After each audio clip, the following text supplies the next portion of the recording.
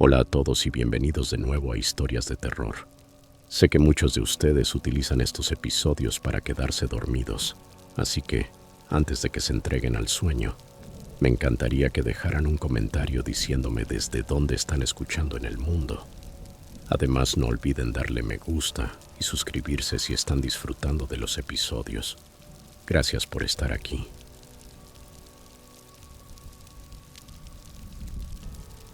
Historia 1. Hace un par de años, cuando estaba en la universidad, decidí vender mis libros de texto del semestre anterior en Craigslist. Era estudiante y realmente necesitaba el dinero que obtendría por ellos. Recibí algunas ofertas, pero ninguna se concretó, y empecé a sentirme bastante preocupado. Además, tenía que vender los libros con urgencia, ya que los autores solían sacar una nueva edición cada año. Un día, recibí un mensaje de una persona que decía querer comprar todos mis libros. Pensé que debía estar en el mismo programa que yo y necesitaba los mismos textos. Mirando atrás, me doy cuenta de que cometí un gran error. Al principio, esta persona sugirió que nos viéramos en mi casa. Yo estaba desesperado por vender, pero sabía que no era seguro recibir a un desconocido en mi domicilio, así que me negué y propuse encontrarnos en el campus. Sin embargo, me respondió que vivía lejos y me pidió reunirnos en un punto intermedio. Supuse que también era un estudiante con pocos recursos y que no podía gastar mucho en gasolina, así que acepté y propuse un lugar público que me pareciera seguro. Elegí una gasolinera que conocía bien, donde trabajaba un amigo de la secundaria que solía cubrir el turno de noche. Le dije que podíamos vernos entre las 12 y las 3 de la tarde, ya que tenía clases nocturnas y necesitaba tiempo para estudiar. Además, nunca me sentía cómodo reuniéndome con desconocidos por la noche. El día del encuentro, esa persona me envió alrededor de 10 mensajes disculpándose porque no podría llegar en el horario acordado. Mientras esperaba, saqué mis apuntes para estudiar, ya que teníamos un examen importante en 2 días. Las 10 llegaron y el comprador seguía sin aparecer. Entonces recibí otro mensaje. Decía que no podía llegar al lugar acordado y me pidió que nos viéramos en otro sitio. Revisé el mapa y vi que era un taller de reparación de autos. Me molestó un poco, pero estaba a solo 10 minutos, así que accedí. Sin embargo, no conocía bien esa zona. Tenía muchas calles de un solo sentido y callejones oscuros. No era un barrio seguro, y eso me puso muy nervioso. Cuando llegué, recibí otro mensaje indicándome que debía esperarlo en el callejón detrás del taller. Era una calle de un solo sentido. Ya estaba oscureciendo y el vecindario no daba buena espina. Le escribí diciendo que tenía que volver a casa pronto, pero no respondió hasta unos 10 minutos después. Solo envió un breve mensaje. Casi llego. En ese momento ya estaba muy enojado y lo único que quería era regresar a casa. Entonces, vi como una SUV completamente negra subía por la calle en sentido contrario, sin luces y con los vidrios tan polarizados que era imposible ver el interior. Sentí un miedo terrible cuando observé que 4 personas con sudaderas con capucha bajaban del vehículo. Entré en pánico, buscando cualquier forma de escapar. No podía avanzar porque la SUV bloqueaba el camino, así que puse marcha atrás y me fui lo más rápido que pude. Alcancé a mirarlos un segundo. Permanecían quietos, con las capuchas cubriéndoles el rostro. En ese instante supe que no valía la pena arriesgar mi seguridad por una venta. Desde aquella experiencia, aprendí varias lecciones. Nunca ir solo a este tipo de encuentros, evitar las reuniones de noche y elegir siempre un lugar familiar y seguro.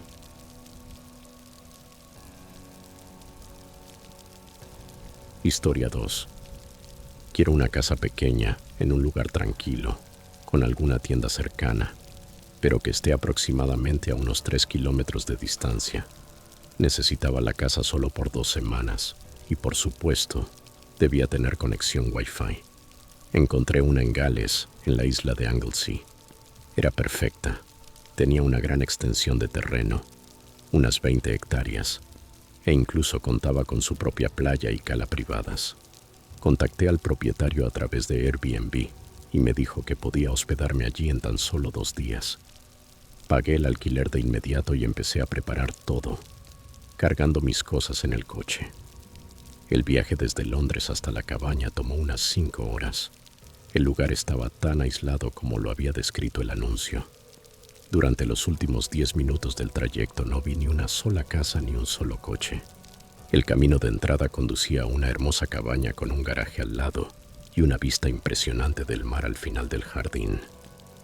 Aparqué frente a la casa y descargué mis pertenencias. Dentro encontré una nota amable del propietario, el señor Jones.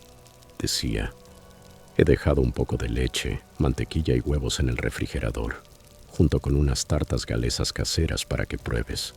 Si necesitas algo o tienes alguna pregunta, llámame. Mi número está pegado en el refrigerador con un imán. Desempaqué y elegí la habitación con vista al mar. Luego bajé, preparé un café y probé las tartas galesas mientras me sentaba en la sala, contemplando por la ventana las colinas, los árboles y la costa. Era exactamente lo que necesitaba. Como contexto, soy autor de novelas policíacas, con más de 25 libros publicados. Sin embargo, en ese momento atravesaba el peor bloqueo creativo de mi carrera. Había reservado este Airbnb precisamente para escribir, porque ir a lugares especiales siempre me ayuda a despejar la mente. Estaba en medio de mi última novela de misterio cuando, de pronto, quedé completamente atascado. Mi agente ya estaba furioso. No podíamos seguir retrasando las fechas de entrega. Ya habían pasado 3 meses desde el último avance. Por eso, busqué refugio en aquel sitio tranquilo y apartado del mundo.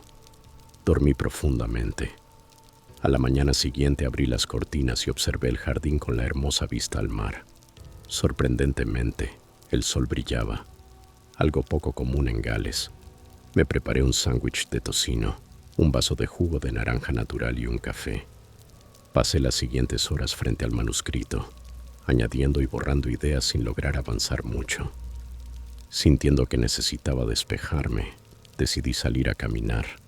Seguí el sendero del jardín, crucé un campo vecino y llegué hasta la playa privada.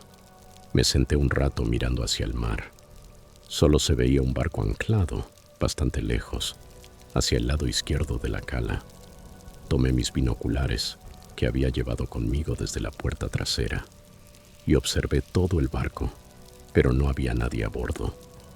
Las ventanas estaban polarizadas y parecía tener unos 18 metros de largo, con 2 cubiertas inferiores, según la posición de las ventanas laterales.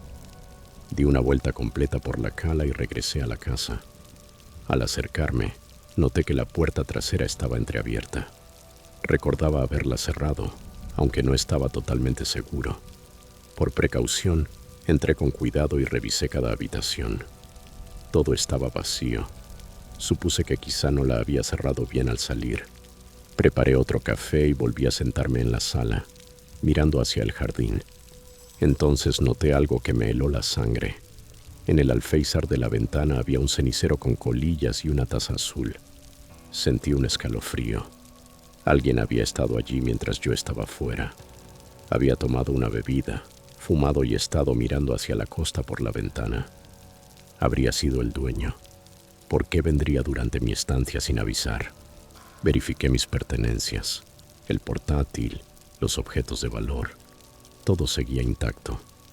Lo más inquietante era que no parecía que nadie hubiera buscado dinero o cosas valiosas. Decidí llamar al señor Jones, pero nadie contestó, a pesar de los múltiples intentos. Me resigné a probar de nuevo por la mañana. A eso de las 8 de la noche terminé de cenar y, antes de irme a dormir, verifiqué todas las puertas y ventanas, asegurándome de que estuvieran bien cerradas. También dejé la luz del porche encendida toda la noche. Me desperté a las 2 de la mañana para ir al baño. Al pasar junto a la ventana del dormitorio, noté un parpadeo de luces en la distancia. Me asomé y vi 2 luces moviéndose cerca de la cala. Por alguna razón, quizá valentía o pura imprudencia, decidí salir a investigar. Era una propiedad privada, así que nadie tenía por qué estar allí. No encendí la linterna, temiendo que las personas en la playa me vieran. A medida que me acercaba, Distinguí el yate de lujo que había observado antes con los binoculares. Ahora estaba anclado en la cala, con una tenue luz encendida en la parte trasera. Escuché voces hablando en un idioma que no pude identificar. Vi 4 personas con linternas en la cabeza, junto a una lancha. También había otras 4 embarcaciones pequeñas y al menos 7 lanchas rápidas. El yate parecía valer entre 7 y 10 millones de dólares. Me pareció que aquello era algún tipo de cala privada de millonarios, pero estaba casi seguro de que el propietario del Airbnb, el señor Jones, también era dueño de ese terreno. Lo llamé repetidas veces, pero su teléfono parecía estar apagado. Me preocupaba que esas personas pudieran regresar a la casa. Estaba convencido de que alguien había estado dentro durante el día, usando el cenicero y la taza.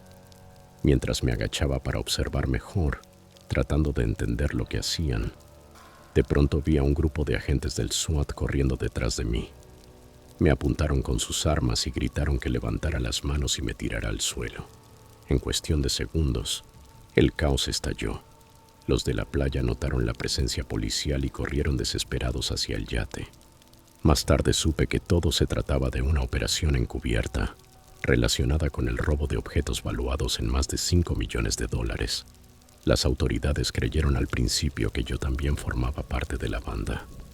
La Guardia Costera había advertido al equipo SWAT de que los delincuentes podrían estar armados. Al parecer, usaban aquella cala como punto de encuentro secreto. Era el lugar perfecto, aislado, oculto y sin vecinos por kilómetros. Su suerte, sin embargo, se había terminado. Mis amigos y familiares dicen que esta experiencia sería la inspiración perfecta para mi próxima novela.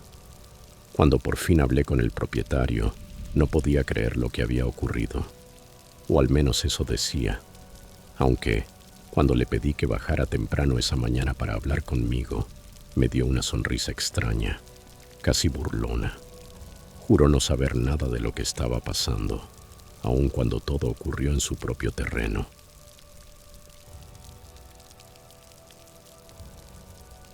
Historia 3. Regresaba de Connecticut y tenía que esperar 3 horas en Nueva York antes de tomar mi siguiente tren. Me sentía bastante estresado, ya que era la primera vez que viajaba tan lejos de casa. Nueva York era exactamente como la imaginaba, vieja, caótica y desordenada. La estación de tren en la que estaba era sucia y estaba llena de gente por todas partes. Como tenía tiempo de sobra, decidí salir un rato para ver las calles. Me quedé de pie observando los edificios y el movimiento de la ciudad, luciendo claramente como alguien nuevo en el lugar. De pronto, unos hombres se me acercaron. Se comportaban de manera un poco extraña, y eso me puso nervioso. No me sentía cómodo hablando con desconocidos en una ciudad tan grande, así que simplemente los ignoré y me compré un perrito caliente en un puesto callejero. Después de eso, decidí volver a la zona de espera de Amtrak para guardar mi tren. Parecía un buen sitio para sentarse y descansar.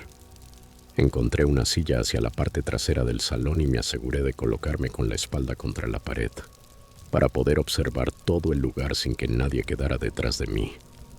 En la sala había una mujer joven sentada en el suelo con su hijo, que jugaba felizmente con unos legos. El niño tendría unos 5 o 6 años y vestía una pijama de Iron Man. Siempre suelo mantenerme atento cuando hay niños cerca, incluso si no los conozco. He escuchado demasiadas historias y visto demasiados videos de crímenes reales en redes sociales como para no estar alerta. Mientras observaba el lugar, vi entrar a un hombre mayor. Llevaba puesto un abrigo negro largo, tipo gabardina, y algo en él me hizo sentir inquieto. Mi instinto me dijo que debía vigilarlo de cerca. No me gustó el perrito caliente que había comprado, así que me levanté para tirarlo.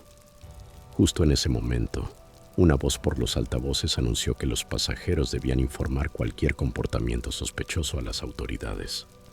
Aquello me pareció bastante irónico, considerando lo que estaba a punto de ocurrir. Cuando regresé a mi asiento, vi que el anciano sacaba una cámara. Podría parecer que simplemente estaba revisando fotos de algún viaje, pero si ese hubiera sido el caso, no estaría contando esta historia. El hombre se sentó mirando hacia adelante, pero tenía la cámara inclinada hacia un lado, apuntando directamente al niño que jugaba en el suelo. Inmediatamente me levanté y me acerqué a la madre. Señora, ese hombre de allá está tomándole fotos a su hijo, le dije con voz baja pero firme. Ella me agradeció enseguida por avisarle. Yo asentí y le repetí que mantuviera al pequeño cerca. Luego fui a buscar a un oficial de policía que estaba en el área. Le conté lo que había visto, y el agente se dirigió directamente hacia el anciano. Le pidió que le entregara la cámara para inspeccionarla, y lo que encontró me heló la sangre. Dentro del dispositivo no solo había fotos del niño, sino también imágenes de otros chicos y chicas adolescentes. Cuando el oficial le preguntó por qué había tomado esas fotografías, el hombre no respondió. En cambio, intentó escapar.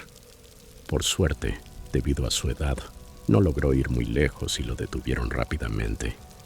Nunca supe exactamente qué intención tenía al tomar esas fotos, pero estoy seguro de que no era nada bueno.